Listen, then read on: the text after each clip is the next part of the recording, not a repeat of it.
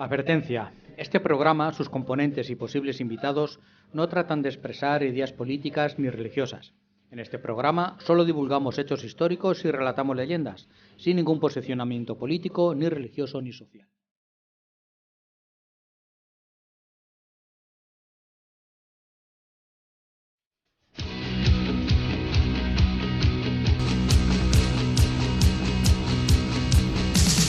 Hace mucho tiempo que se acabó, pero es que hay cosas que nunca se olvidan, por mucho tiempo que pase. No ha metido ruido. No.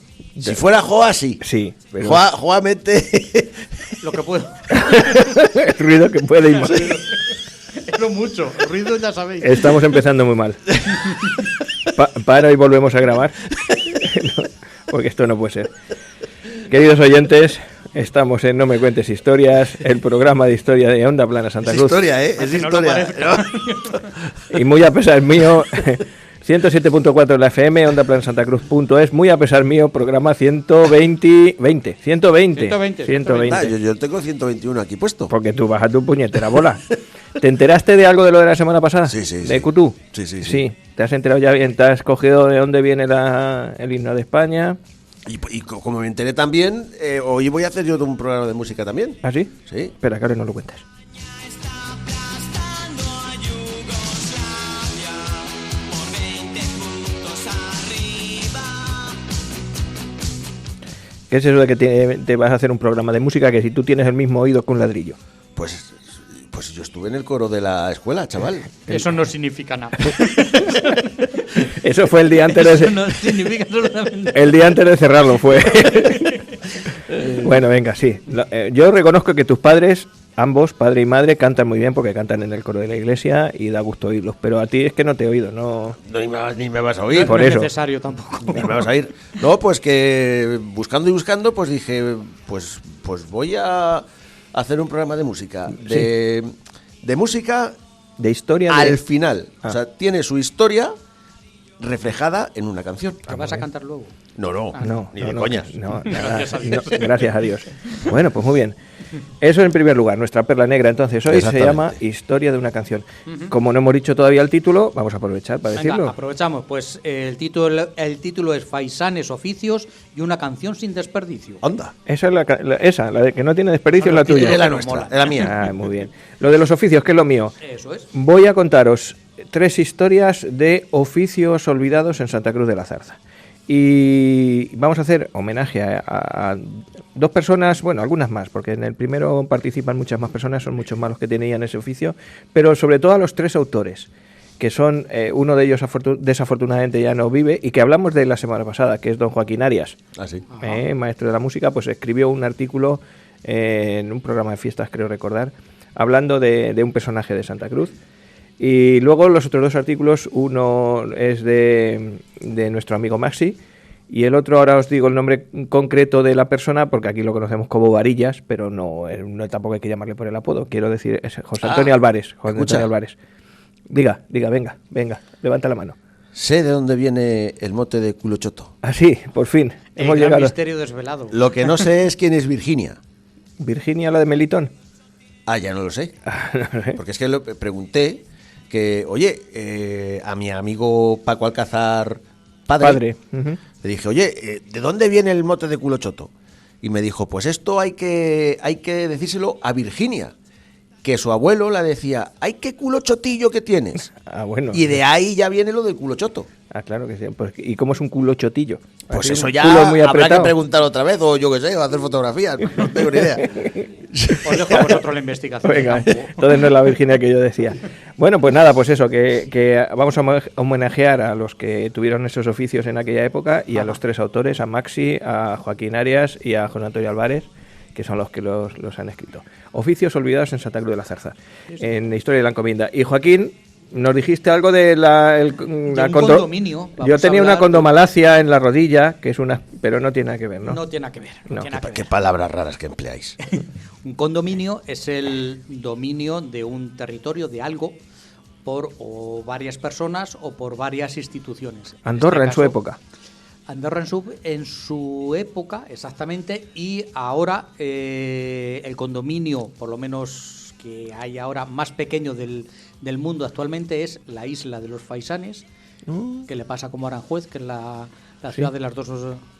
Puerto Llano, que es la ciudad de las dos mentiras. Sí, Santillana del Mar, que es la de las tres. Exactamente, pues la isla de los Faisanes también es la ciudad de la mentira, porque no hay Faisanes ni es isla del mundo, exactamente. Sí, isla sí es, sí. Isla sí es, y ahora veremos el porqué de su devenir histórico, y se llama así. Pues muy bien, que buenos temas tenemos. Buenos temas, así que vamos a arrancar. Ya directamente ponemos Perla Negra. Venga, vámonos. Vamos a ver qué leches es esa canción que tanto misterio nos traes con ella. Venga.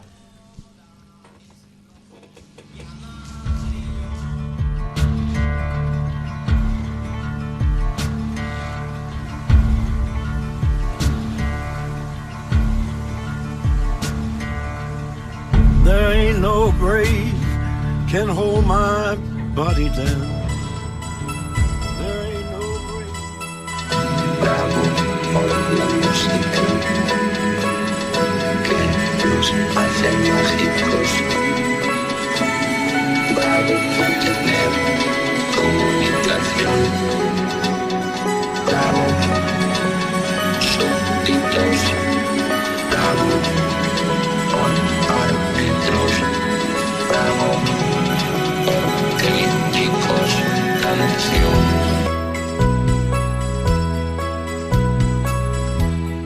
Pues no he encontrado mejor canción que esta para hacer la introducción al tema del que nos vamos a ocupar hoy. Historia de una canción. Y es que esta canción describe muy bien lo que es y lo que nos hace sentir, valga la redundancia, una canción o un tema musical. Y para muestra, pues un botón. Escuchad.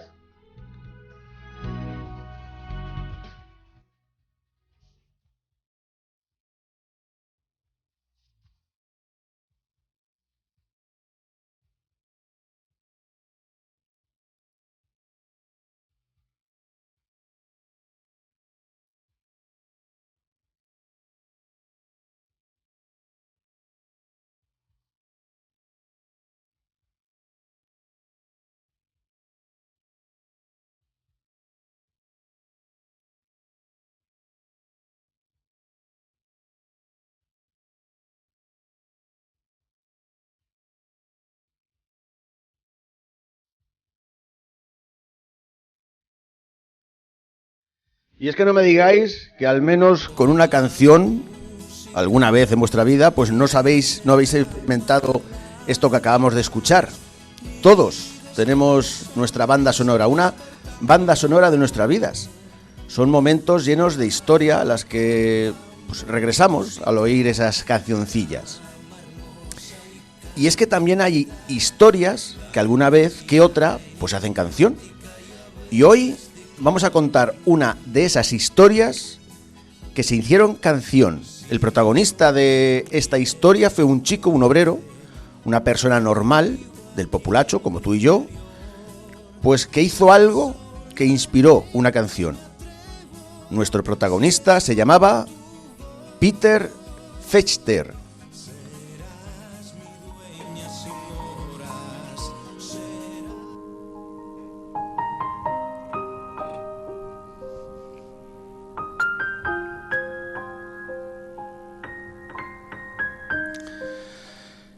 Y es que terminada la Segunda Guerra Mundial y derrotada Alemania, pues esta se repartió entre los vencedores. La URSS, la actual Rusia, Reino Unido, Francia y Estados Unidos.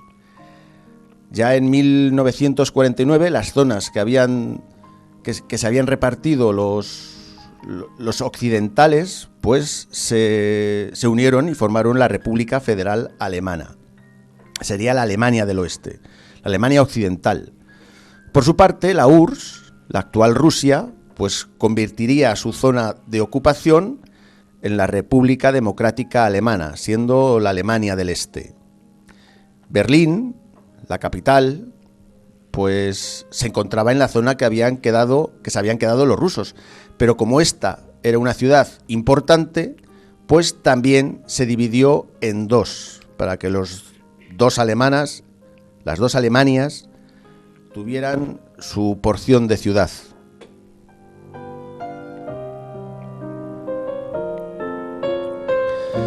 Quedaba así dividida en dos Alemania y su capital, dos ideologías, el capitalismo y el comunismo, dos maneras de entender la vida, dos formas de vivir, en libertad y bajo el poder totalitario.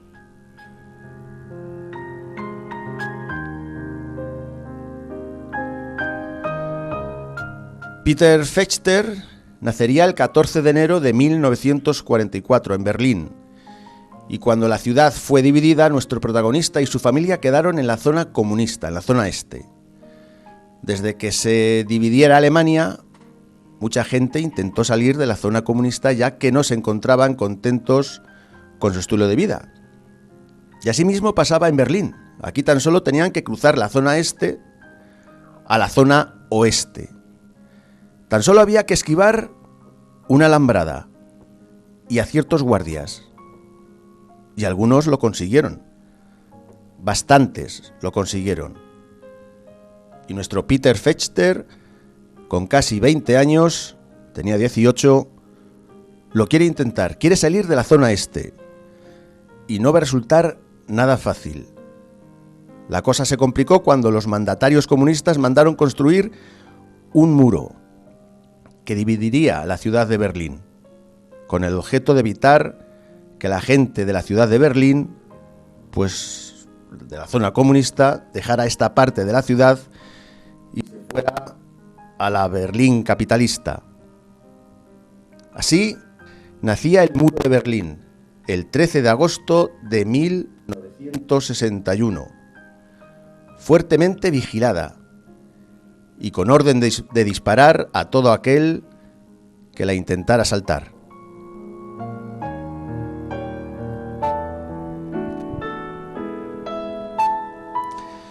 Pero Peter Fechter, pues elaboró junto con un amigo un plan para saltar el muro y alcanzar así la zona occidental de la ciudad. Y todo iba bien, los dos estaban cumpliendo el plan a rajatabla. Llegaron al muro y cuando lo intentaron saltar, pues los guardias comenzaron a disparar. Su amigo consiguió pasar, pero Peter fue alcanzado en la pelvis y esto le hizo caer, y lo hizo hacia el lado oriental del que quería escapar. A pesar de sus gritos de dolor, nadie le ayudó. Del lado occidental recibiría un botiquín, pero no sirvió para mucho. Tras una hora de agonía, Peter Fechter moriría y se convertía en la primera víctima intentando cruzar el muro de Berlín, buscando su libertad. Era el 17 de agosto de 1962.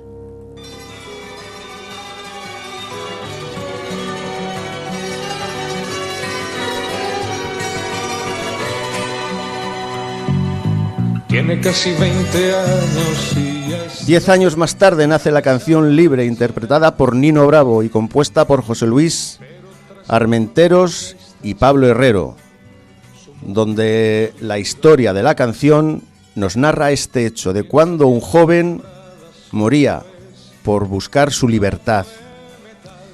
Y es que ya lo dijo Don Quijote, amigo Sancho, por la libertad y por la honra se puede y se debe aventurar la vida.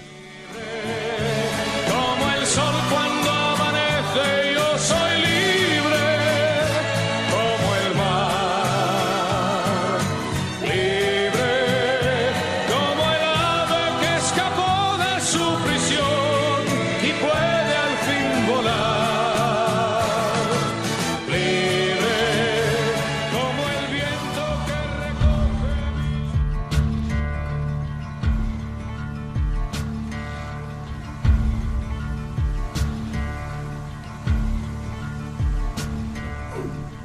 There ain't no grave can hold my body down. No te veo yo con el timbre de Nino Bravo cantando libre. Yo conocía la historia, sí es cierto que cuando yo investigué sobre música con historia y tal, esta es una de las que siempre aparece en todos los sitios reflejada, y muchas veces se confunde con diciendo que lo que cantaba Nino Bravo era libertad a otras cosas por la época en que lo cantaba, pero no, la verdadera historia realmente Es esta, sí. era esta tristemente de lo que pasaba en el muro de Berlín. Sí, Que es yo en Berlín es una de las ciudades que recomiendo visitar, porque no solamente tiene una isla llena de museos espectaculares, a cual más impresionante, sino porque ahí está reflejado el daño de los dos totalitarismos. Tiene una plaza donde es un monumento a los muertos del Holocausto, a base de bloques de hormigón, que el silencio realmente es sobrecogedor.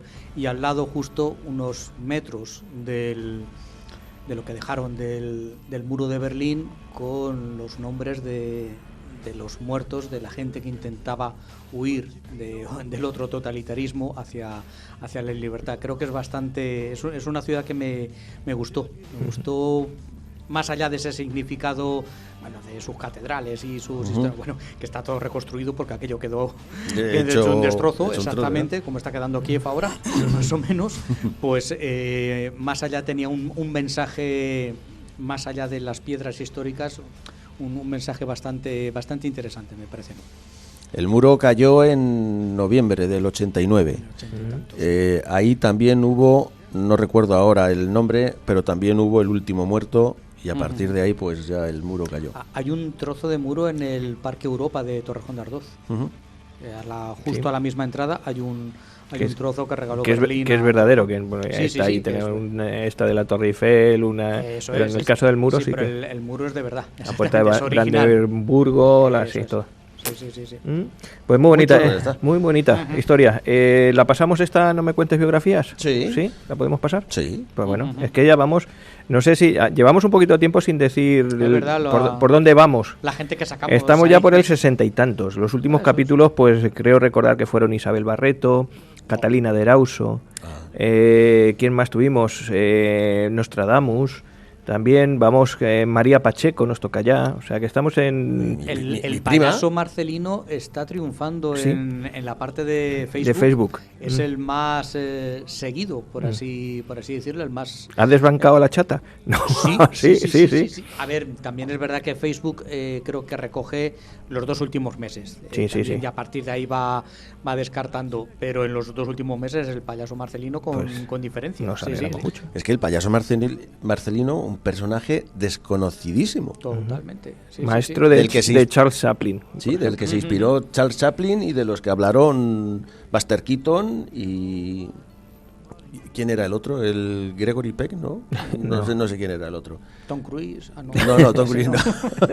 pero que le alabaron y cómo llegó a lo más alto y cómo descendió de golpe. Sí. Sí. Pues bueno, pues ahí está. Nos gusta que estas historias sigan para adelante. Nos vamos de oficios. Vamos a darnos una vuelta por la plaza de Santa Cruz, por la historia de la encomienda.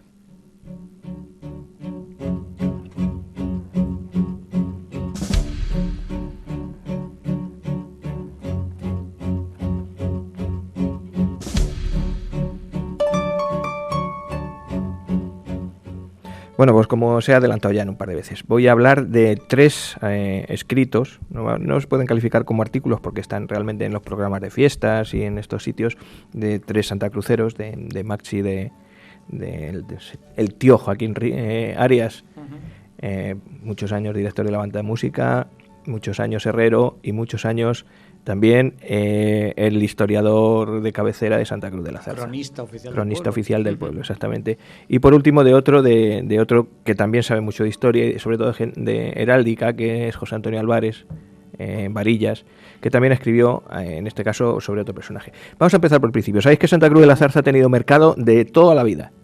Ha habido mercado desde 1300 y pico que se concedió, y el mercado siempre ha sido, hasta los últimos años, en la Plaza de la Constitución. Entonces, en 1900-1905, existe un libro que se encontró Maxi de un abuelo suyo, de su abuelo Abelardo, estamos hablando de principios del siglo XX, en el que había apuntes sobre ventas y compras. Entonces, pues, en principio Maxi se pensó que eso era, pues eso, realmente era pues una lista de cosas que se habían comprado, se habían vendido, pero luego se dio cuenta de que no, que realmente ese libro pertenecía a los medidores.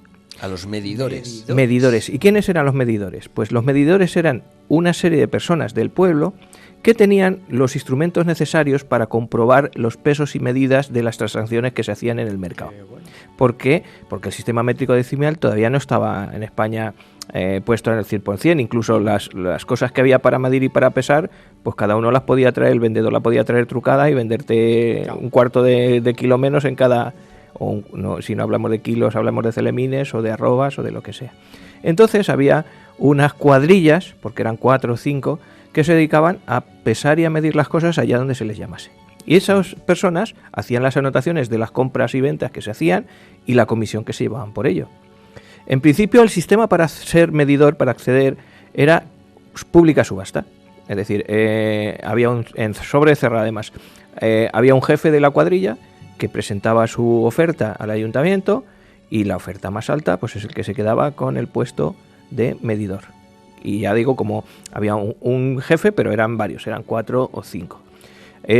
Todo esto, las cuadrillas se iban renovando casi siempre por vejez o por enfermedad, pero eran siempre las mismas personas. Funcionó así hasta 1940 y tantos. Sí, luego ya con la guerra y demás ya la cosa cambió.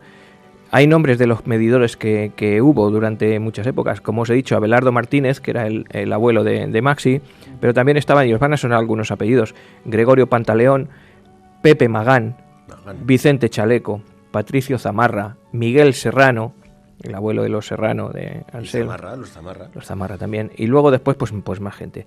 Hacia los años 70 ya, este oficio que había durado 100, 200, 300 años se desaparece totalmente porque ya el sistema métrico decimal pues ya se hace oficial y ya todos los pesos y todas las medidas y todas las cosas pues tienen sus patrones y los pesos que se venden y los metros que se venden pues van acordes con eso. Pero bueno, tener en cuenta que para poder pesar y para poder medir tenían que tener sus propios artículos para medir, sus propios instrumentos. Los medidores paraban en lo que hoy es la taberna de Serrano, es decir, junto a la torre del reloj de la iglesia, que entonces no era la taberna de Serrano, era un callejón que ascendía hacia un alcacel que había detrás del ayuntamiento, y la parte de la derecha, lo que hoy son la guardería y el bar brillante, pues eran unos almacenes.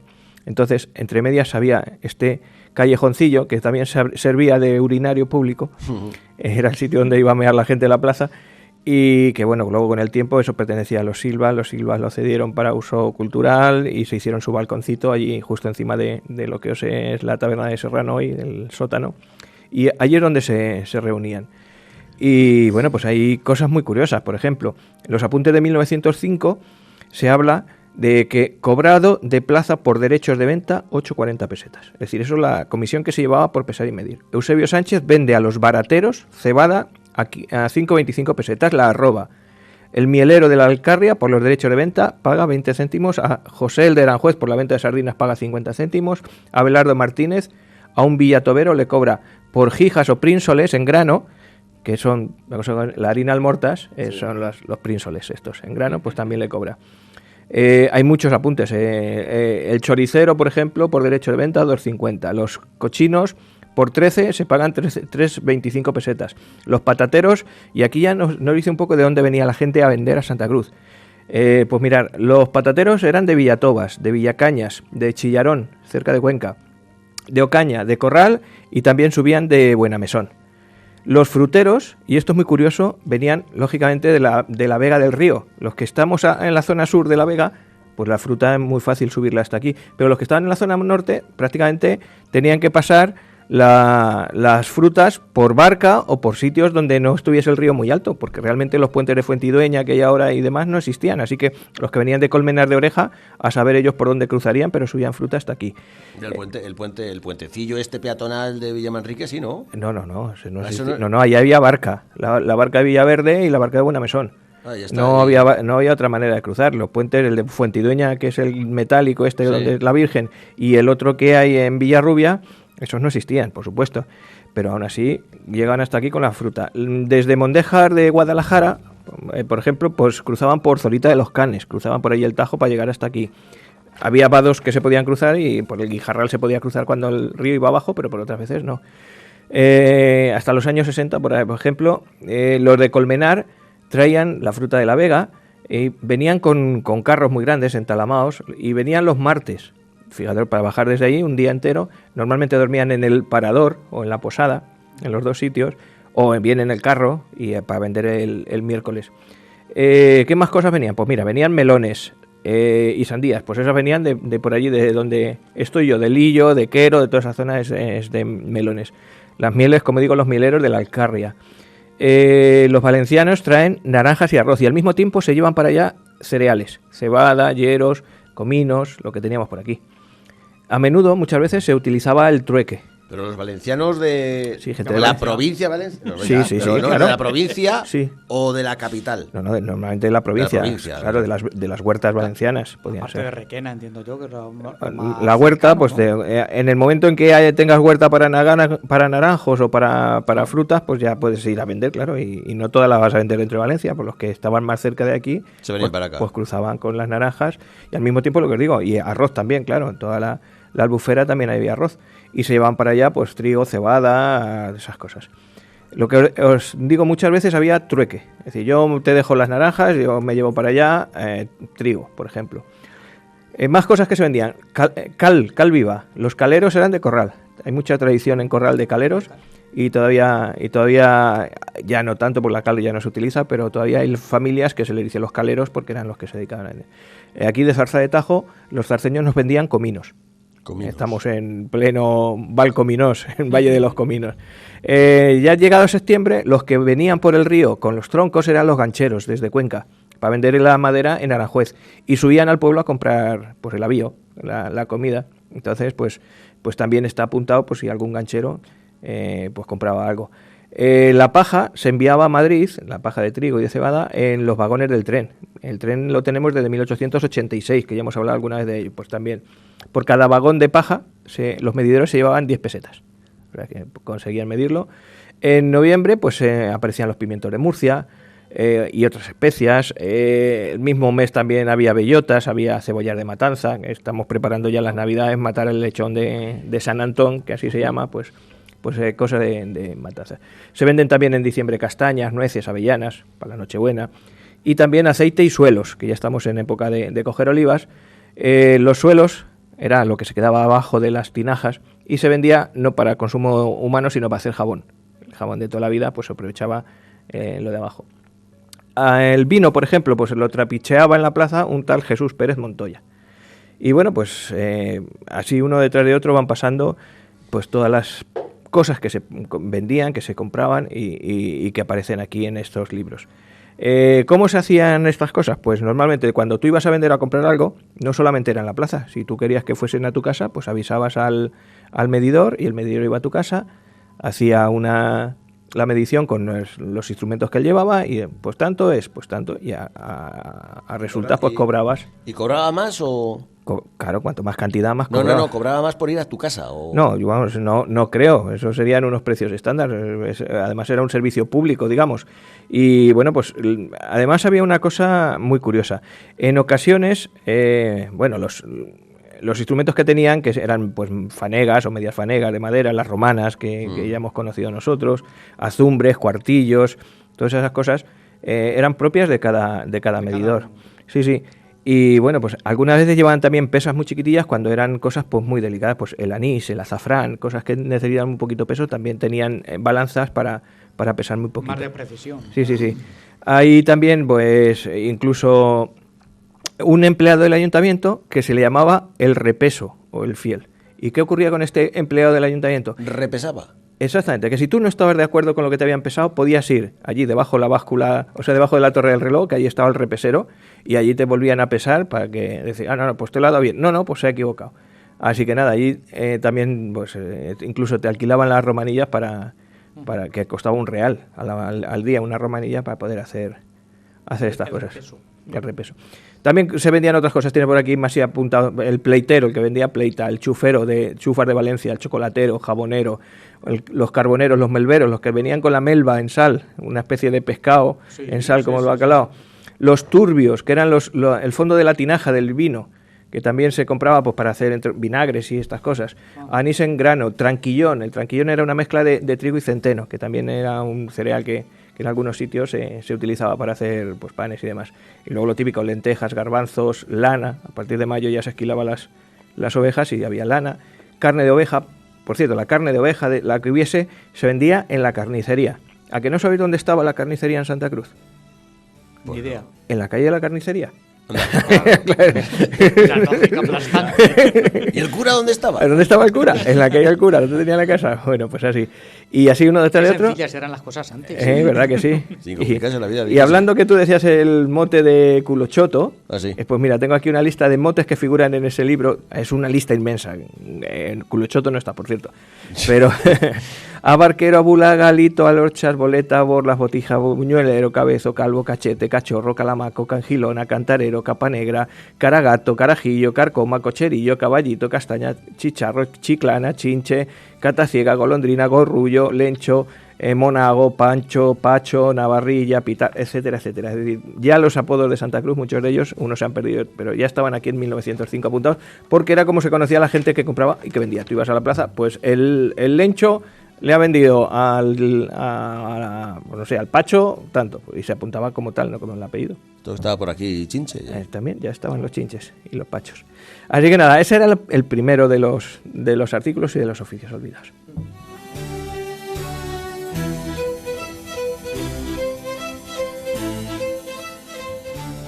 Bueno, el segundo de los artículos es el que hemos dicho que pertenecía a don Joaquín Arias, y le hace un homenaje a un personaje que fue muy importante en Santa Cruz, no de los que salen los periódicos y los que no, igual que el que vamos a hablar tercero tampoco es, pero estaba en todos los sitios y este era sobre todo ingenio, puro ingenio. Y es que a lo mejor por el nombre así de primeras no os acordáis quién era, pero don Bonifacio López Loriente y Casero fue una persona que hizo mucho por la cultura de Santa Cruz. El cine, ¿no? Exactamente, era el tío Boni. El tío Boni, el apellido López Loriente, que ya hemos hablado aquí, era un apellido compuesto, que ya de 1600 y por ahí ya aparecen los López Loriente. Hoy en día hay muy poquitos López Loriente, no sé si algunos han quedado en Lorientes nada más, pero son los mismos, los López Loriente y los Lorientes son lo mismo. Así que bueno, pues el tío Boni, cuenta el tío Joaquín Arias, que es así como le conocía a la gente, nació en 1883. Era familia de herreros. Aquí va a aparecer también mi familia ahora te diré por qué. Se casó Ya tardaba en salir. Mi familia está en todos los lados, una maravilla. Se casó con Leonor Álvarez Cuella y tuvieron 4 hijos. Cándido, que vivía en Tarancón, y montó una joyería, la joyería al Oriente, no sé si os suena de Tarancón. Sí. Leonor, Eustolia y Marcelina. Marcelina fue la última que falleció, yo creo. Desde muy joven, el tío Boni, pues es un tío muy avispado y le encanta mucho la mecánica y la electricidad. Así que bueno, pues por aquellos tiempos fue de los que ayudó a traer la luz a Santa Cruz. ¿Por qué digo traer la luz? Porque había una presa en el Tajo, en la Aldehuela, ahí entre Villarrubia y Villamanrique, por ahí en esa zona, y allí se puso una central eléctrica, con lo cual se trajo desde allí la luz hasta, estamos hablando en 1884, ya teníamos aquí luz eléctrica con todos los problemas que acarreaba pues una instalación de la época. De hecho, pues muchas veces fallaba. Y hay una anécdota muy curiosa que cuenta el tío Joaquín, que dice que cuando ya el ayuntamiento decide, venga, vamos a poner la luz eléctrica, y todos los concejales y todo el mundo se pone de acuerdo, pues sí, pues lo vamos a traer. Y dice uno de los concejales, don Pedro Cobos, dice, vamos a ver, nos hemos puesto todos de acuerdo, pero no hemos pensado ver cómo va a subir la luz por la cuesta del Guijarral. Es muy bonito votar que sí. Es muy bonito, pero a ver cómo conseguimos que suba la parte técnica. Por la cuesta, no era la cuesta del Guijarral, era la cuesta de la Barraca. Pero a ver cómo va a subir la luz por ahí por la cuesta de la Barraca. Que esto ya... Bueno, pues nada. Seguimos con el tío Boni. Y dice que, bueno, que durante mucho tiempo fue herrero y construyó aperos de agricultura y pensó en algo que le facilitase el trabajo. Entonces inventó un macho pilón. El macho pilón es un martillo que va dando golpes pues muy gordo, movido por electricidad. Ya tenía electricidad y fue pues un adelanto en eso, no tener que estar dando los golpazos que se daban al hierro manualmente a base de macho. Y entonces empezó a utilizar un macho pilón, un martillo pilón eléctrico. Sí, un adelantado a su época. Luego después esos machos pilones ya se extendieron de otras formas, los que llamaban oliveros, y ya se instalaron en todas las fraguas, pero él, el primero fue él. Lo que decía de mi familia, y esto yo creo que lo hemos comentado otras veces, la campana de la plaza, el reloj de la plaza. Sí. Bueno, el reloj de la plaza primero tuvo un solo cuerpo, luego cuando se quitó el callejón ese que hemos hablado de los medidores, y se subió un cuerpo más, y se puso el reloj, la esfera del reloj donde está ahora, y se coronó con la campana. La campana tiene 4 patas, 4 sujeciones, pues cada una de esas patas las hizo uno de los distintos herreros que había en Santa Cruz, y conocemos sus nombres. Uno fue Bonifacio Loriente, el tío Boni. Otro, Marino Loriente. Otro, Joaquín Pulido, padre de nuestro tenor, que también eran herreros. Y el último, Matías García Cuenca. Matías García Cuenca era el padre del tío Raúl. El tío Raúl era el que puso el negocio de electrodomésticos, de televisiones, del que mi padre fue primero oficial y trabajador, y luego el que se puso la tienda de electrodomésticos. Y desde entonces es Agustín el de las televisiones. Pues Agustín de las televisiones trabajó con el tío Raúl, que antes de montar aparatos de radio fue herrero. Y este Matías, era Matías García Cuenca, Raúl García Cuenca, eran los herreros de la calle de la Arena, que ahí estaba la herrería. Así que una de las patas de la campana se la veis a mi familia. ¡Hala! Para que veáis. Bueno, vamos, sigo con el tío Boni, que me estoy desviando. Bueno, pues como el tío era muy avispado y siguió pensando, pues dijo, aquí el negocio va a estar en el cine. El cine era una cosa incipiente, años ya 30, por ahí 20, 30, y entonces dice, voy a ver, y compra un proyector viejo. No funcionaba muy bien, pero él, como es muy manitas, es muy hábil, lo repara y empieza a dar cine en la plaza. Al principio en la plaza, antes de tener el propio cine, claro. Entonces, pues ahí el tío Arias recuerda películas del oeste, Tom Mix y el caballo blanco, y bueno, pues las típicas del oeste, que eran las de entonces, y bueno, pues también compra, por ejemplo, un reloj, que es un reloj normal, pero que consigue que dé las medias, los cuartos y las horas en punto, que suene. O sea, que le pone un mecanismo para que suene. Por aquella época hay un incendio en un teatro en Madrid, en el Teatro Novedades. Entonces mueren 40 personas porque ese teatro solo tenía una salida. Desde ese momento el gobierno prohíbe que no haya ninguna sala, ni de fiestas, ni de ningún tipo, que no tenga salida de emergencia, 2 salidas. Esto hace que el teatro que nosotros teníamos en el hospital, al lado de donde está hoy el centro de salud, donde se hacen las pruebas del PCR. Exactamente, ahí era el teatro de Santa Cruz, pues que se cierre. No reúne las condiciones y eso pues deja de ser teatro. Y entonces el tío Boni pues dice, pues ahora aprovecho yo y construyo en la calle Chacón el Cinema al Oriente. Impone allí su sala de cine, y a partir de entonces, pues bueno, pues no solo es sala de cine, es donde se hacen las obras de teatro, donde se hacen los mítines, donde se hacen las manifestaciones. O sea, la actual Casa de la Cultura Maliavia, ese es el solar del cine del tío Boni, y todo lo cultural que había en Santa Cruz pasaba por el cinema del tío Boni. ¿Y el cine que había en Los Caños? Ese era un cine de verano. Pero no lo llevaba No, ese era el de Agustín. Agustín era el proyector, no mi padre, que cuando se estropeaba todo el mundo decía, Agustín. Está en todos lados, pero no era mi padre, digo que no era mi padre ese Agustín. Así que nada, pues bueno, en la década de los 20 y 30, pues todo el mundo, grandes, pequeños, todo el mundo iba al cine. El tío Arias se acuerda del juramento de la Gardere, y de los 4 jinetes del Apocalipsis, y del Correo del Zar, y los 3 mosqueteros, y todas las de los indios y tal. Bueno, pues nada, pues el tío Boni realmente pues merecería una rotonda, porque pues sí. Y porque además ese salón de cine fue puntero, porque cuando la España más triste que hemos pasado por aquella época, la poca diversión que había en los pueblos era estas salas de cine. Y bueno, el mismo tío Boni, cuando apareció el cine en color, cogió la máquina y la adaptó para poder proyectar cine en color. O sea que incluso hay otra anécdota que dice que los de la compañía eléctrica estaban como locos porque apenas se gastaba luz en ese cine.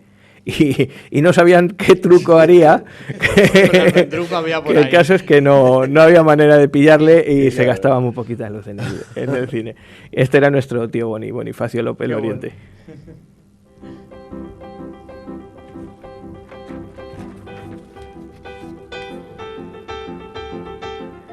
Y la última, que a nosotros nos va a sonar otra cosa. Si yo os hablo de la raspa, a vosotros, que sois más o menos de mi edad, seguro que os suena la figura de Ilumi. La raspa de Ilumi. A lo mejor tú que eres un poquito más joven, pero Ilumi, Iluminado López Campanero, era el que tenía el taxi en la época de los 80, de los 70, para traer la gente desde Las Torres a la Escuela Santa Cruz. Esa era lo que nosotros hemos conocido como la raspa. Pero la raspa no es esa. No. Y es que, pues, vamos a hacer otro homenaje a otra persona desconocida. Muchos años antes, un hombre, pues un hombre del pueblo, que tampoco, pues se le ocurrió que hacía falta transporte en Santa Cruz. No me digas que era tu abuelo. No, en este caso no es familia nombre. Además, fue muy conocido y la gente mayor que nosotros lo conoce. Y a través de la raspa, de nuestra raspa, los santacruceros pues tuvieron su medio de transporte. ¿Por qué necesitábamos medio de transporte en Santa Cruz? Pues fundamentalmente por una cosa, teníamos tren, pero había que subir a la estación. Y no estaba el asfalto como está ahora para llegar a la estación. Era un barrizal hasta los sobacos. Y cuando llegaba el verano, pues había una polvisca que no se veía la estación. Gracias a las fotos que está haciendo, que está sacando a la luz del fin, se ve cómo estaba el pueblo en aquella época. Estamos hablando, pues eso, de los años 30, años 40. Y bueno, pues había que subir a la estación. Claro. En el pueblo había, para ir a otros sitios, 4 tartanas. Estamos hablando de tiro de caballos o de burras o de mulas. Y bueno, coches 4 contados y no todos funcionaban. Entonces, pues este personaje que se llamaba José Febrero, no sabemos quién es, el tío Pepe Lechuga. Ahí ya la gente lo irá conociendo más. Bueno, pues el tío Pepe Lechuga fue el que en 1948 compró a don Emilio Barreda, el dueño de una de las fábricas de harina, un personaje muy importante en Santa Cruz y en Corral de Almaguer, le compra una tartana. Una tartana es un carro tirado por 2 caballos y paga 7.000 pesetas por la tartana. Eso es una bestialidad en aquella época. Es una cosa, bueno, no es despreciable, pero el caso es que a partir de entonces empieza a dar servicio a la estación, servicio de pasajeros a la estación. En 1954, ya unos años después, compra un chasis de una camioneta Ford de los años 20, de los que había que arrancar con manivela. Y entonces, pues es lo que es el chasis.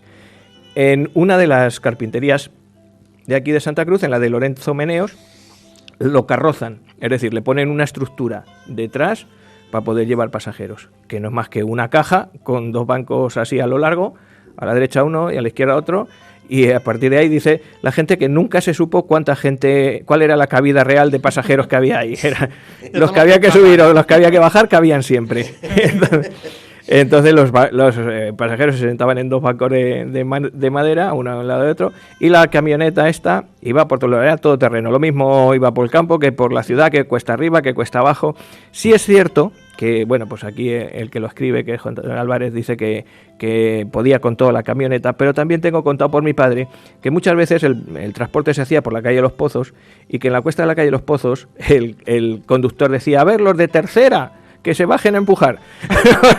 Los de tercera eran los últimos que habían subido, no es que hubiese primera, segunda y tercera. Y todo el mundo tenía que subirse a empujar o bajarse a empujar para que subiese la calle Los Pozos. Así que bueno, hacía 4 viajes diarios porque tenía una contrata también con Correos y tenía que subir y bajar al cartero. Y además, bueno, pues había todos los días, cuando no iba a la escuela, su hijo Antonio le hacía de cobrador. Esta era la ruta que tenía fija, pero si hacía falta para otras cosas, la raspa iba para donde hiciera falta.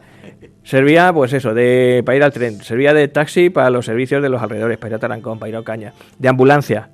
No había otro medio de llevarse a un enfermo a ningún sitio que no fuera. Transportaba al equipo de fútbol. Pues imaginar el equipo de fútbol, un Villarrubia Santa Cruz, volvían a Pedras, claro, lógicamente. Y una cosa muy importante, también servía de sala de espera de la estación.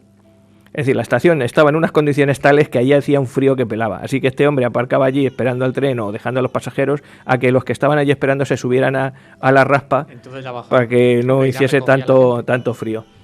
Así que, bueno, pues una vez tuvo un accidente. En un viaje a Aranjuez se pegó un trastazo y se cargó toda la carrocería. Así que tuvo que pagar 7.000 pesetas de entonces para poder seguir funcionando. ¿Valía todos 7.000 pesetas? No, 9.000 pesetas he dicho por aquí que le costó el 7.000 era 7.000 le las costó. mulas, pero luego 9.000 lo del vale. el chasis del Ford, la manivela.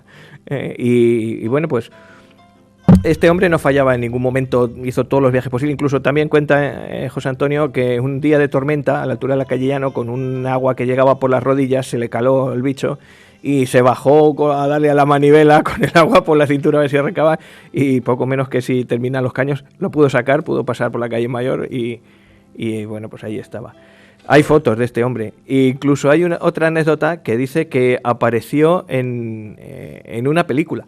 Apareció como conductor de un Forte en una película con Don Luis Avia. En la película Novio a la vista se llamaba. No sé. Así que nada, hasta que este hombre no se jubiló, el tío Pepe Lechuga, la raspa estuvo funcionando. Luego el nombre lo heredó la de Ilumi. Ya dijeron, bueno, como la de transporte de Ilumi, que era el taxista de la época, fue el que heredó el nombre de la raspa. Por eso aquí en Santa Cruz, cuando se habla de la raspa, se habla de un medio de transporte.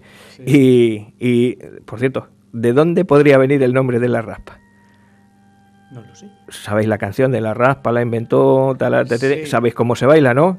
Uno va adelante y los demás hacen una conga, lo que es una conga. conga Jalisco, Toda una, sí, sí. Claro, pues eso. Pues aquí imaginaros al coche y los de detrás empujando la raspa. Así que la gente con muy mala leche Ahora le se va puso entendiendo. la raspa a este. Así que homenaje para el tío Pepe Lechuga, para José Antonio, para los medidores y para Masi y para el tío Boni y Joaquín Arias. Estos Muy eran bien. nuestros oficios olvidados. Sí, señor.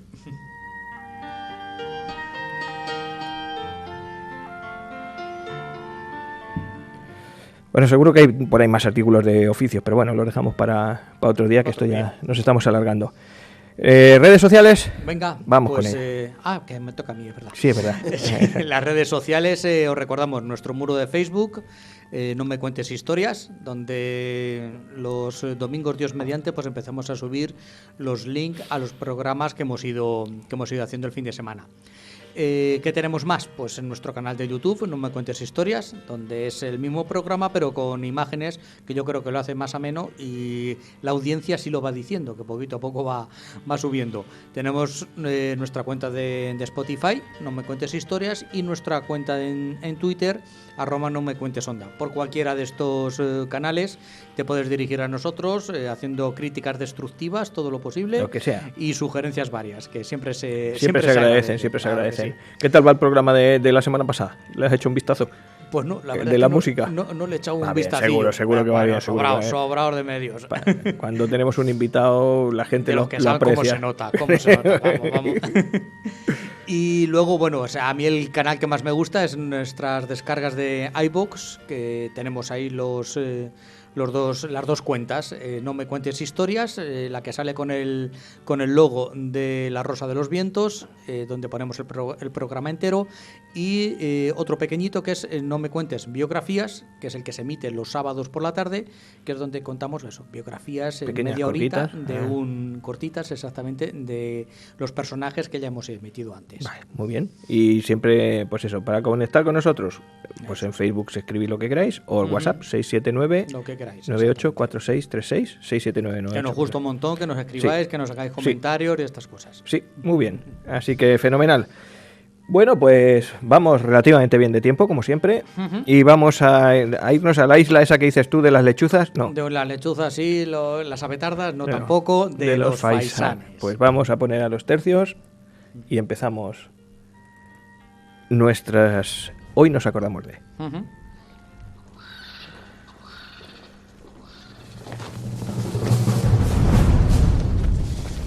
Poniendo picas a caballos, enfrentando arcabuces a piqueros, con el alma unida por el mismo clero. Hoy te prometo que no me equivoco con la música, porque pone aquí música, 44 minutos. Chimpún. Y ya está.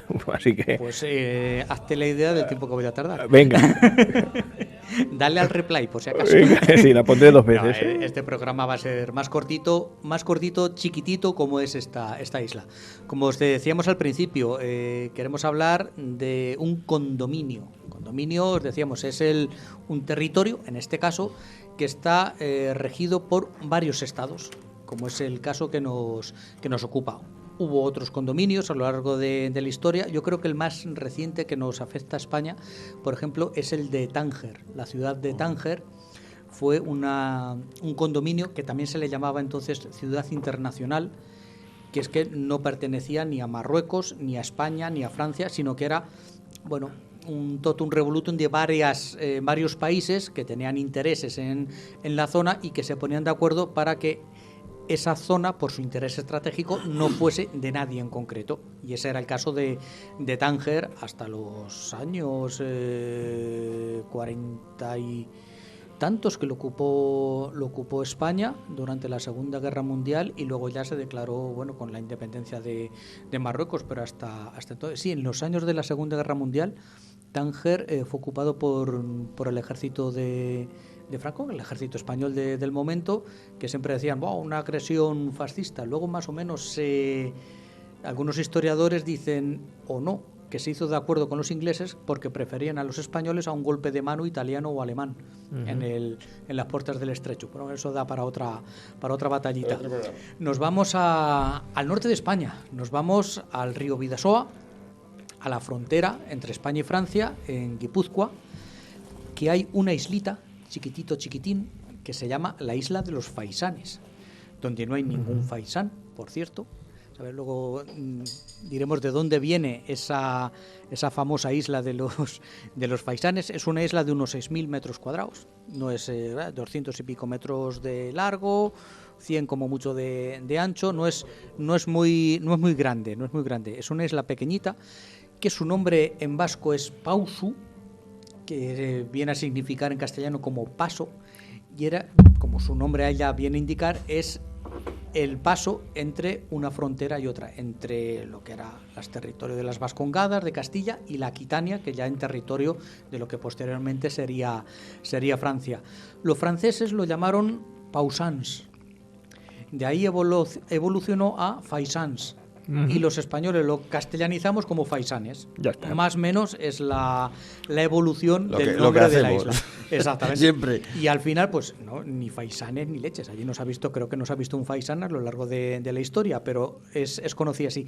He encontrado varios artículos, hay mucha información, he encontrado en YouTube, y luego me he basado sobre todo en un artículo, La isla de los faisanes, Diego de Velázquez y Felipe IV, de la Universidad de México, la Universidad Autónoma de México. Mucha información también en Facebook de gente de Hispanoamérica, sobre todo mexicanos. Yo creo que les llama muchísimo la atención, y en España es muy poco conocido. ¿Sabes? Sí, hay vídeos así hechos en España, pero hay bastante también hecho en América. Lo digo por lo curioso de esta isla de los faisanes. ¿Y qué tiene esto de...? ¿Por qué es un condominio? Pues bueno, es condominio porque está repartida la soberanía de esta isla. Es española 6 meses y otros 6 meses es francesa.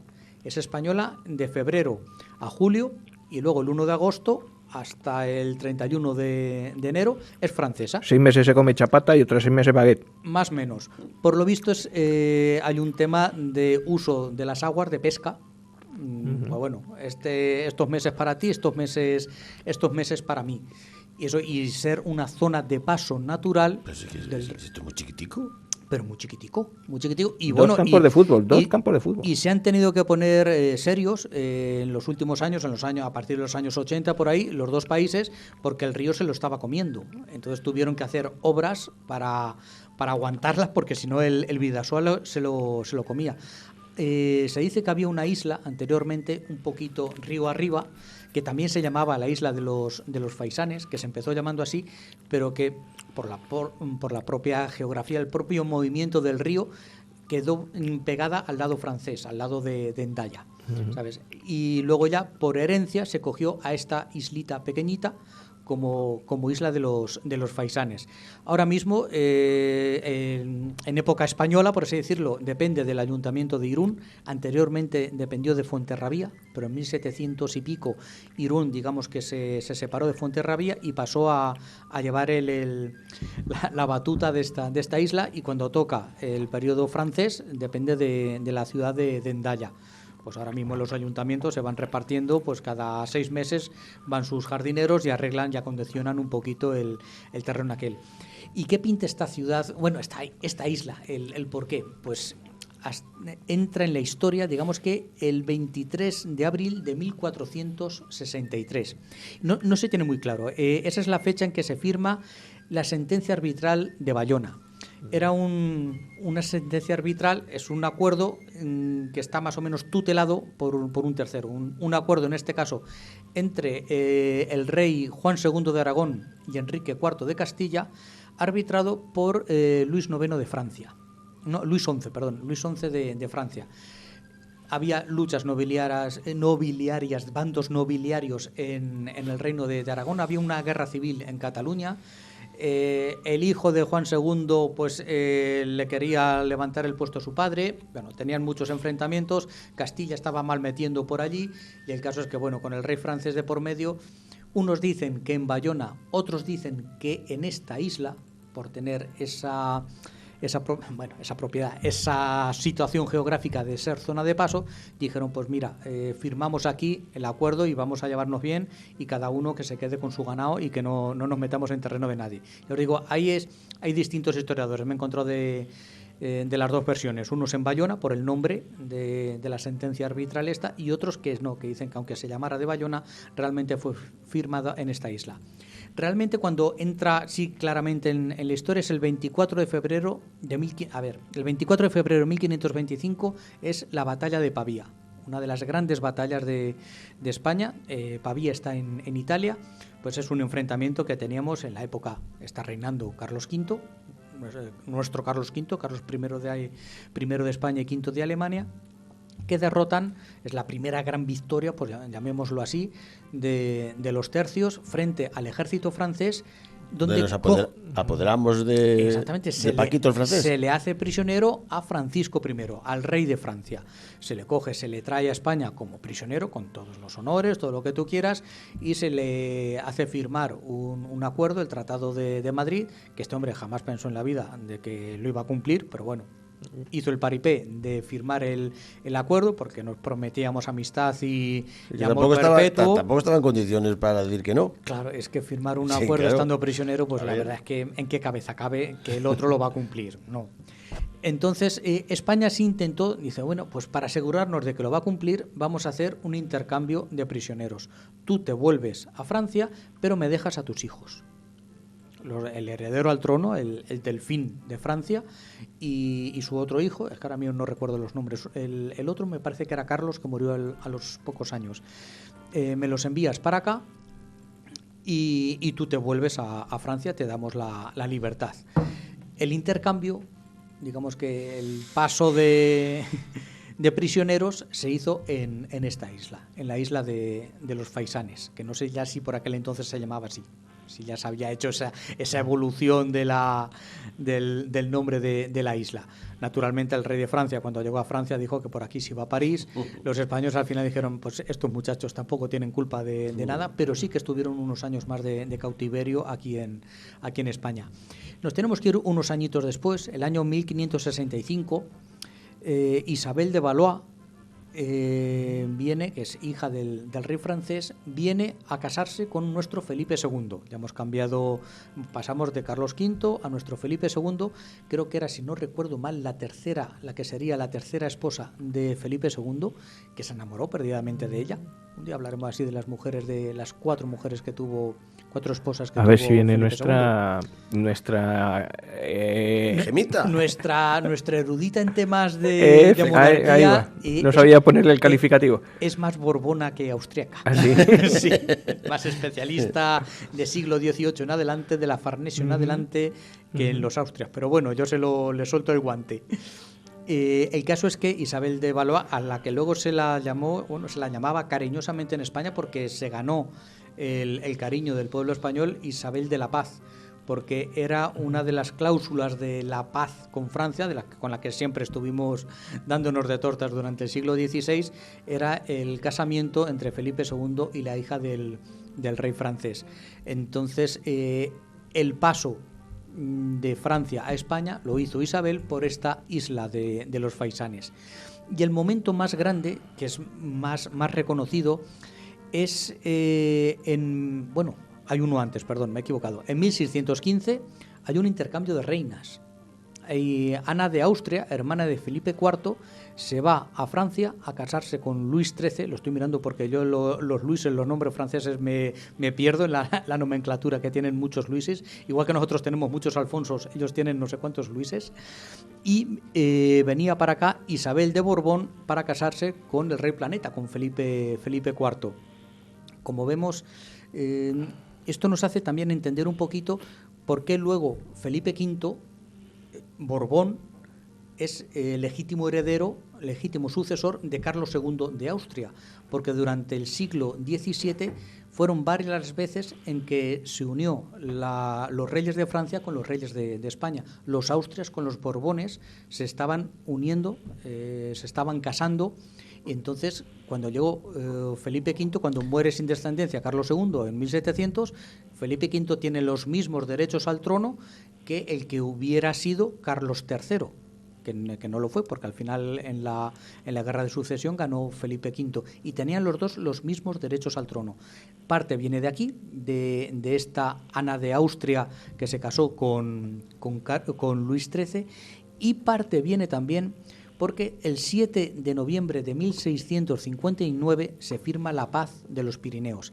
Es el fin de la guerra de los 80 años, que se dice pronto. Ahora llevamos 15 días de guerra en Ucrania y se nos hace con razón una eternidad.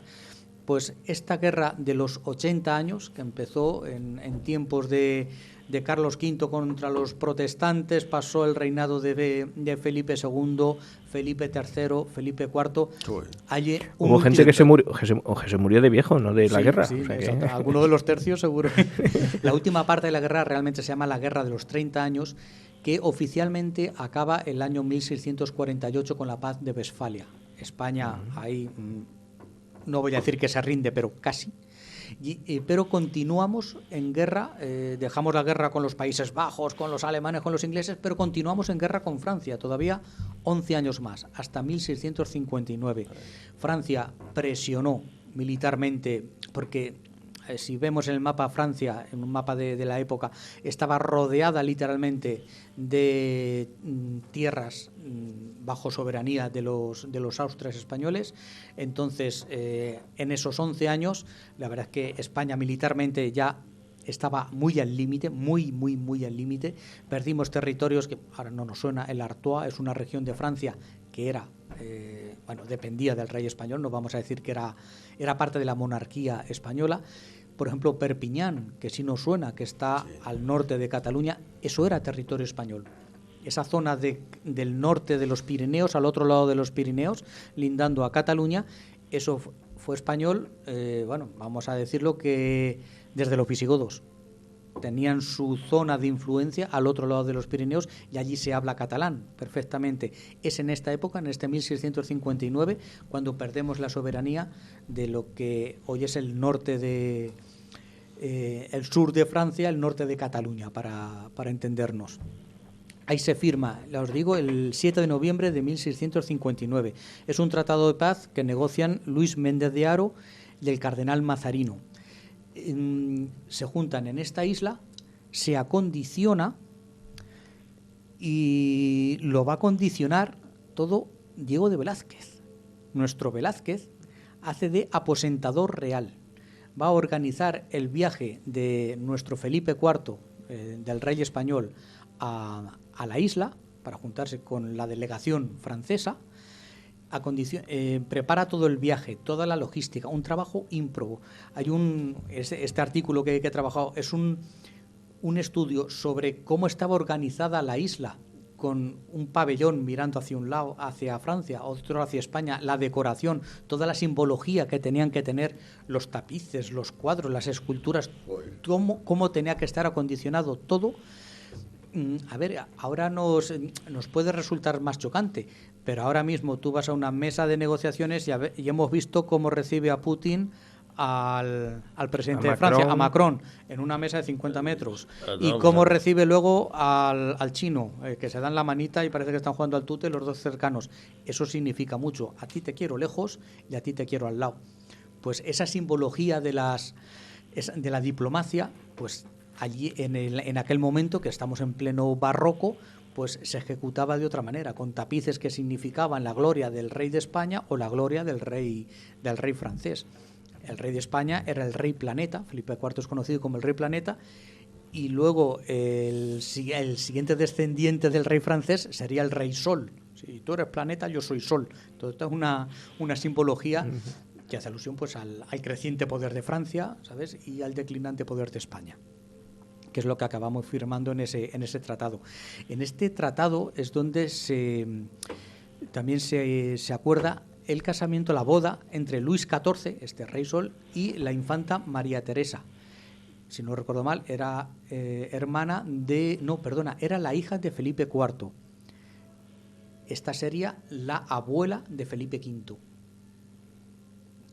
Hay mucha mezcla de Felipes y demás, pero Felipe V tenía sangre austriaca, es lo que os decía antes, tanto por su abuela como anteriormente. Es que su abuela era la hija, la heredera al trono de España. Si Felipe IV hubiese muerto sin descendencia, nuestra ley sí permitía, no la de los franceses, que tenían la ley sálica, la ley española permitía que su hija, María Teresa, la infanta de España, se hubiese proclamado reina. ¿Cuál sería la desesperación española, la necesidad española de la paz, porque ya no podía militarmente más tener más enfrentamiento con Francia, que dio a su heredera para casarla con el rey francés? Que teníamos que firmar la paz como fuera. Francia se aseguraba influencia y, a la larga, una posible incluso asociación con España en algún descendiente, que como podría haber sido Felipe V. Felipe V podría haber heredado los dos reinos, el reino francés y el reino español. Una de las cláusulas del Tratado de Utrecht era que tenía que renunciar a la parte francesa, al trono francés. Pero eso obligó a Felipe IV a casarse nuevamente y a tener otro descendiente, porque se había quedado en ese momento, en esa paz, perdimos la descendencia, el heredero al trono que teníamos, que era nuestra infanta María Teresa. Como yo os digo, es una paz. Perdemos Luxemburgo también era español. Francia se va expandiendo, va buscando lo que los franceses siempre han llamado las fronteras naturales, que en el sur era llegar a los Pirineos y en el norte era llegar al Rin. Nosotros sí quedamos los amos del mundo. En aquel momento ya estábamos un poquito de capa caída. Ya estábamos... Pero bueno, pero que llegamos... Sí, llegamos a serlo, sí. Con Felipe II, sí. Las cosas como son. Ya pasamos 1659 y la siguiente vez, que esto sí que me ha sorprendido mucho, y era por lo que comentábamos en el anterior programa, como los estados realmente como los conocemos no se configuraron hasta el siglo XIX. Fue el año 1856, hubo un tratado, el Tratado de Bayona, entre Isabel II y el rey francés de aquel momento, Napoleón III. Francia no se quedó sin reyes con la Revolución Francesa.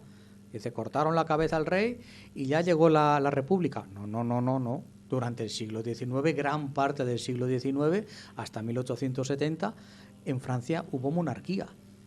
Pues en 1856, el nieto de Napoleón, Napoleón III, firma con Isabel II el Tratado de Bayona, por el que se traza definitivamente la frontera de España y Francia, solamente en Navarra y Guipúzcoa. Y es aquí donde se decide que esta isla se quede de condominio entre España y Francia. Pero fijaros, hasta 1856 esto de las fronteras era, bueno, de aquella manera. Sí, este pueblo allá es español, allá es francés, pero no había una línea clara que demarcara a lo mejor qué monte, qué río era de un lado o era de otro. Hubo que esperar, incluso, mirar, en 1862 se traza la línea fronteriza entre Huesca y Lérida. Y hasta 1866, pues entre Lérida y Gerona. Es decir, realmente se va haciendo poco a poco el deslinde, la raya de la frontera, de una cosa que yo, vamos, en mi ignorancia creía que estaba totalmente asumido desde hacía muchísimo tiempo antes. Y va a ser que no. Oficialmente no fue hasta esta época de la reina Isabel II. Y ahí ya más o menos, pues nuestra isla maravillosa, eso donde nunca hubo faisanes, pues vive ya pues tranquilamente. Jubilada, tranquila. Sí. Solamente encontraron el año 74, hubo un enfrentamiento entre la Guardia Civil y ETA, murió un guardia civil y un etarra, y ahí detuvieron que está seguro que la conocéis, a Yoyes, a los que tenemos ya una edad, sabemos que tiene su eso película y todo. Exactamente. Fue la etarra que años después se quiso salir de la banda terrorista y sus propios compañeros la acabaron matando. Y esta es la historia de esta pequeña islita que ahora mismo se puede visitar con autorización en los ayuntamientos, en uno en Irún o en Hendaya. Por lo visto tiene un monolito que en español y en francés se cuenta sobre todo el tema del Tratado de los Pirineos, en español mirando hacia España, en francés mirando hacia Francia. Y poco más. Esta historia, te digo, es el condominio. No me ha dado tiempo a buscar otros condominios actualmente en el mundo que sean mayores que este. Creo que hay un lago en Centroamérica, entre Honduras, Nicaragua, El Salvador, por ahí, que es bastante más grande y que también hace de condominio. Pero este es el más chiquitito que hay actualmente en el mundo. Y yo os digo, porque se han puesto serios España y Francia, y más o menos por preservar un poquito de nuestra historia, pues se han puesto a hacer obras para tratar de contener la erosión natural que hace el río y que amenazaba con irse comiendo poquito a poco esta islita, que como ha dicho Rafael, es una isla chiquitita, 2 campos de fútbol, algo muy pequeño. Ha perdido más o menos la mitad de su tamaño, es decir, realmente en aquella época, en el siglo XVII, estamos hablando de una isla ya, pues un poquito mayor, que permitía eso, establecer unos pabellones y demás. ¿Cuál sería? Me he encontrado la curiosidad que Velázquez pues sufriría de estrés, un trabajo de la leche para organizar todo aquello. Murió a los pocos meses, Velázquez. ¿Sí? La verdad es que el verdadero anhelo de Velázquez, que ya lo conté yo cuando hablamos de las hilanderas y tal, era parecerse a Rubens, a su maestro. Sí. Y claro, Rubens tenía una influencia bestial en los reyes, en tanto de un lado como el otro de España, y cuando él conoció a Rubens, un Rubens ya maduro, Rubens venía a hablar directamente con el rey de España, cuando el otro era un pipiolo, y dije, claro, yo tengo que ser aquí no solo el pintor de la corte, tengo que ser algo más. Claro, yo lo asimilaba exactamente a pintor, pero después de ver esto, no. del artículo, es que un organizador logístico de la leche, de todo el camino real hasta llegar a donde se aposentaban los reyes, y cómo se organizaba diplomáticamente la estancia de las 2 delegaciones, la francesa y la española, que es un trabajo de chinos, siempre en la sombra. Siempre, claro, la foto principal es la que vemos a los dirigentes, pero detrás hay un trabajo diplomático y de esfuerzo logístico, además, bastante importante. Y está la historia de esta islita. Estoy leyendo por aquí, que fíjate qué curioso, Maastricht, la ciudad de Maastricht, fue un condominio. Un condominio también. En un tratado de 1992, donde se firmó el tratado de 1900, hacia 1200 y pico, fue un condominio hasta 1794. Ha habido bastantes en la historia por el motivo X. Que sea. Por distintas causas. Pues excelente. Muy bonita. Y, la pues historia eso, de la pequeña islita. No la conocía yo, y a ver, sí me sonaba lo de esta última, del Tratado de los Pirineos, pero todo lo anterior, hasta la Edad Media, no tenía ni idea. Fenomenal. Chimpum. Bueno, y en Canciones con Historia, no sé si os gusta el tipo que canta lo de los héroes, que es Héroes del Silencio, Bunbury. Sí. Si os gusta, algunas canciones. He aprovechado que como ahora ha anunciado que se retira por problemas de voz, hace unas semanas lo anunció, pues he traído una canción que habla de los héroes del silencio. Como Miguel Ríos lo tenemos cada año haciendo. Sí. Y me encanta Miguel Ríos, Sí. Por ahí. Pues nada, Héroes del Silencio. Esta canción se llama Héroe de Leyenda.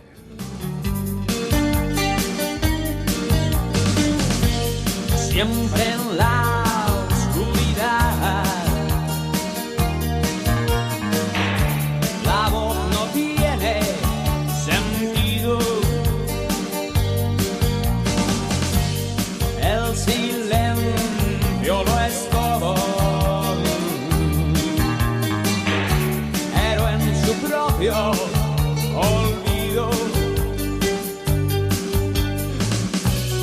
en sus ojos apagados.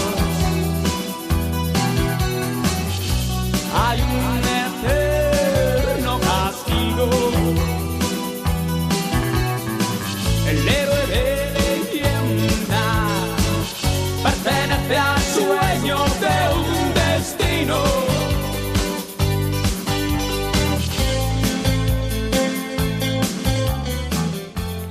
Bueno, esta es una canción muy conocida, no necesita mucha más presentación. Estamos ya metiéndonos en abril. Aguas mil. Y en abril aguas mil. Ya nos ha caído un poquito en marzo, así que... No me hago bien, No. Magister. ¿Te La queda Semana mucho que Santa, repartir? ¿cómo ¿Te va? queda mucho que ¿Cómo repartir? va? Sí, me queda. ¿Sí? ¿Sí? Qué voz de ultratumba. Lo dice. Sí, me queda, sí. Me dice, va a repartir azules, porque suelen ser azules los trajes, pero para recoger verdes. Así que nada. Pues nada, trabajo extra, pero nos tenemos que ver la semana que viene y tendrás que hacer algo, ¿o no? Pues sí, intentaré o quedar con la doctora, Ujú. ya lo diría, o... A ver, pero no tengo idea de lo que voy a hacer. Vale, eso está bien. Eso está bien porque La tengo- aventura, la aventura. es lo que Exactamente. tiene. Yo ya os adelanté hace unas semanas que me toca leyendas otra vez, hablando que estamos ahora con el héroe de leyenda, y nos vamos a ir para Cartagena, una ciudad muy bonita. Y fíjate, yo la he conocido en distintas épocas, incluso la conocí cuando todavía no estaba descubierto el teatro, el pedazo teatro ese que estaba ahí debajo de un cerro. Y estaba en Cartagena, oh, qué bonito, qué puerto más chulo, que el submarino de Peral, que por cierto lo han cambiado de sitio. Y resulta que allí había un pedazo de teatro romano que te cagas y no lo habían encontrado. Sabían, aquí tiene que estar y es la leche. Y allí estaba, sí. Así que muy bonito Cartagena, recomendable 100% Cartagena. Así Cierto que, que ahí tiran a lo mejor la vivienda, pero dejan la fachada. porque es histórico, porque Claro. Sí, dejan el solar, pero la fachada la sí, mantienen. la mantiene. Sí, eso se debería hacer en muchos más sitios. Sí. Tú puedes renovar por dentro un edificio, hacerlo multifuncional, hacerlo ecológico Y respetar, y respetar la la- apariencia externa, sí. sí, hombre. Así que. Es lógico.